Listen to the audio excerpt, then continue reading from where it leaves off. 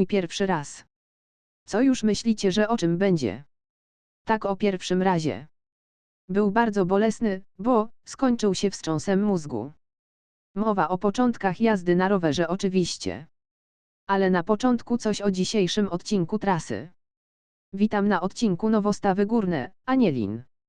Przy skrzyżowaniu autostrad A1 z A2. Ten odcinek trasy jest bardzo przyjemny, bo ma takie plusy jak, jedna strona to pola i lasy, po drugiej co prawda autostrada, ale na szczęście nie jest ten ruch uciążliwy. Swoją drogą szkoda, że jeszcze nie powstała ścieżka rowerowa wzdłuż którejś z autostrad. Chyba że gdzieś jest taki odcinek, to dajcie znać. Plusem tej trasy jest równy asfalt i praktycznie zerowy ruch. Dzisiejsza opowieść będzie trochę techniczna, ale może kogoś to zainteresuje. To wróćmy do pierwszego razu. Z tego co pamiętam, było to w podstawówce. Chodziłem do niej w Warszawie i byłem w internacie. Jeśli chcecie, kiedyś będzie na rowerze o czasach szkolnych. Tam mieliśmy rower trójkołowy, na który nas wychowawcy wsadzali i mogliśmy sobie trochę popedałować. Ja pewnego pięknego razu zrobiłem na takim rowerze przewrotkę.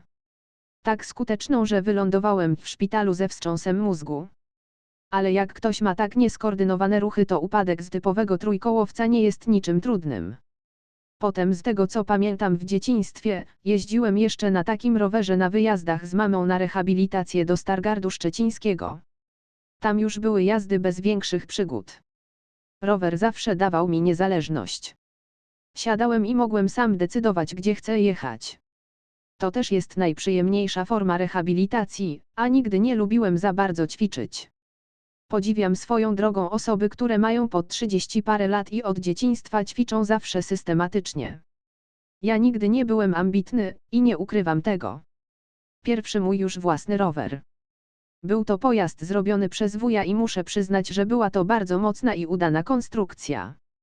Rower miał szeroki rozstaw tylnych kół. Chociaż byłem zdolną bestią i tak udało mi się na nim zaliczyć parę razy glebę. Ale już bez wstrząsów. Raz tylko na wakacjach w Mielnicy nad Gopłem z Jackiem i jego tatą pojechaliśmy rowerami w trasę, pamiętam był wtedy upał, jechałem bez koszulki i zrobiłem kolejny upadek. Tym razem na asfalt plecami, a raczej zdarłem bark. Ale to była mała kontuzja i można było jechać dalej. Ten rower miał jeszcze jeden plus. Miał tak zwany mechanizm różnicowy, a działa to tak, że pedałując były napędzane obydwa tylne koła, a na zakrętach mechanizm sprawiał, że tylko jedno koło było napędzane. Taki mechanizm sprawiał, że rowerem lżej się pedałowało. Dodam, że ten mechanizm był wzięty od jakiejś już nieużywanej maszyny rolniczej. Także po pewnym czasie zębatki się wyrobiły i zaczęły przepuszczać. Także rower poszedł w odstawkę. Zaczęły się poszukiwania kolejnego rumaka. Tym razem padło na gotową polską konstrukcję robioną przez rzemieślnika. Akurat rower nie był zbyt drogi, ale wszystko było delikatne, bo nawet raz zauważyłem, że odkręciła się śruba od bocznego koła, ale na szczęście nie spadłem. Rower był typowym rowerkiem dla dziadka, rano chodniczkiem po bułeczki. Nie dla osoby niepełnosprawnej chcącej jeździć nim wszędzie. Także było szukanie kolejnego sprzętu. Akurat był to okres w moim życiu, że siedziałem tylko w domu i szukałem nowych znajomości, pisząc do działu dla niepełnosprawnych w telegazecie. To taki starodawny internet. Akurat były to czasy internetu bardzo kosztownego, bo płaciło się wtedy za minutę połączenia. Także korespondencja odbywała się przez e-mail. Tam też poznałem Michała. Chłopak studiował informatykę w Bydgoszczy lub Toruniu. Swoją drogą szkoda, że tamte znajomości jakoś się zakończyły. Właśnie on pomógł mi załatwić rower trójkołowy z Holandii firmy Huka. Rower był mocny i już był z 3 przerzutkami. Także miałem go na wyjazdy do Górzna i tam zwiedzaliśmy z kolegą okolice. Ale będąc kiedyś u Jacka w Warszawie, on już miał stałe łącze internetowe, grzebaliśmy w internecie, nawet chyba jemu szukaliśmy jakiegoś ciekawego tandemu. I znaleźliśmy tylko, że niemiecki. Ale może kiedyś Jacek opowie o swojej przygodzie z Draisinem. Rób ten kanał i opowiedz swoją przygodę. Oni w swojej stajni rowerowej posiadali też inne modele. Też podobały mi się ich modele, ale cena była zbyt wysoka. Na początku myślałem o zwykłym, tradycyjnym trójkołowcu, ale w ofercie posiadali rower o nazwie Relax. Był to relaks dla mojego tyłka. Był to rower poziomy ze zwykłym wygodnym fotelem. Niestety zwykłe siodełko rowerowe nie była na dłuższe dystanse.